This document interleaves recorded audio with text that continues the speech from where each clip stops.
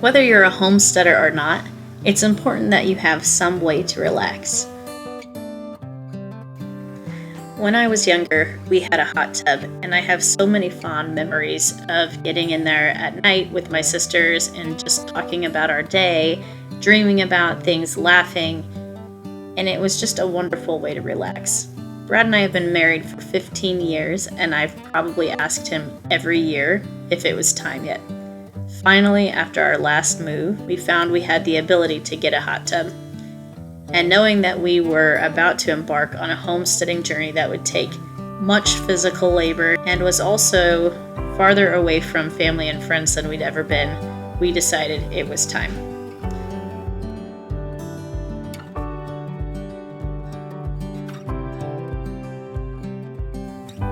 We are going to show you some of the work that Brad did before we had the hot tub installed. We're not going to give you step-by-step instructions or show you the whole thing because it's recommended to get a certified electrician. So far, you've seen Brad working on the wiring that was running from our house to the hot tub.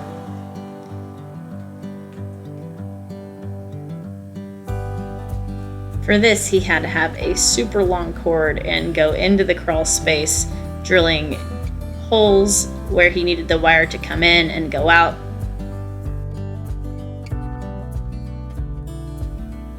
He was obviously in a cramped position most of the time during this project and was not able to use full mobility to do the things that he needed to do. I can imagine it was very frustrating, but Brad is a never give up kind of a guy. When we found out all the things that he would need to do to prepare for the hot tub, he began gathering supplies and set to work as soon as they came in. Things don't really scare him like they do me. He's always ready for a challenge. It truly amazes me to look back and see the vast array of skills he has accumulated just over the period of time that we have been married. So this is the part where I tell you, don't give up. If you have a project facing you that you might need to research and try again, just keep going. Eventually, things that once seemed impossible for you to do will become something that you do all the time. Because once you've attained one skill, you can use that skill to attain another, and your confidence grows.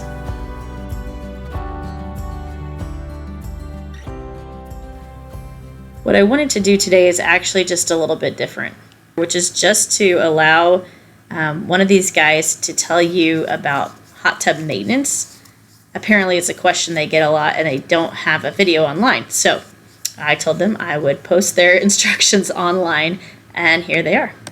Go on. All right, cleaning wise, first place you want to clean is going to be your skimmer right here. Twist this out. Oh, don't do that. Pull this basket out. It will usually come out like this. Pull it off. Pull the hair, bugs, grass, all that sort of stuff out of here. Then push it back on and twist it back in snug. Now go and do this about every other week, and then you can do it while the tub's running. While you're in it, it doesn't matter. Now the second place you want to clean is going to be the filter. When you go to do this, you do need to turn the tub off. If you come around over here, there's a switch down here. You can power it off at this switch, or you can do it over at your breaker. Okay, I was like, wherever that is. Once it's off, loosen up this bleeder screw, then loosen up this outer lock ring, pull up, and here's your filter. Spray that off once a month with a garden hose. Replace this in 1.5 years. Now there is no top or bottom. It doesn't matter how it goes in. Then push your lid back down, spin your lock ring back on. Just one finger tight, don't have to go crazy. Then power the tub back on, either at the switch or the breaker, wherever you turned it off. And it's not gonna do it right, now, but this is gonna spray water out in about 10 or 15 seconds. And as soon as it sprays, finger tighten it back up. Okay. All right. Now thermostat wise, minimum, you're gonna be looking at 40 degrees, maximum 104. Readout is going to tell you actual temperature, not what you're setting it to. Okay. And that being said, it is a guessing game with that dial. You're gonna have to fine tune it into what you want. Now down at the bottom, there is a backup thermostat right here. If something happens to the one up top, give us a call. We'll tell you what to do with this one at that time. Until then, I want you to leave that where it is. Don't use it. Okay. Just give us a call if you're having issues. Okay. Now there's a black coupler right here and an identical one behind these plugs. If you go up high, you'll see it. Yeah, there you go. Yeah. Then there's going to be a white one right here and another white one right here. So on the back side of that. Cool. If you stick it in there a little more, you can see it. Oh, I think you see it right there. It's just shiny. Got it. It's too big. So, is it the Pro Max? Yeah. I have the same one. Sometimes I think it's too big. So those two white ones and the two black ones, those are going to need hand tightened up about once a year. Okay. If you're losing water out of here, first thing you want to check is going to be those couplers. Hand tighten those. Don't use any tools because you can over tighten and crack them. All right. Now here's the on-off switch. You can see it a little bit better. That is going to be what you will turn the tub off at to clean your filter, or you can do it at the breaker.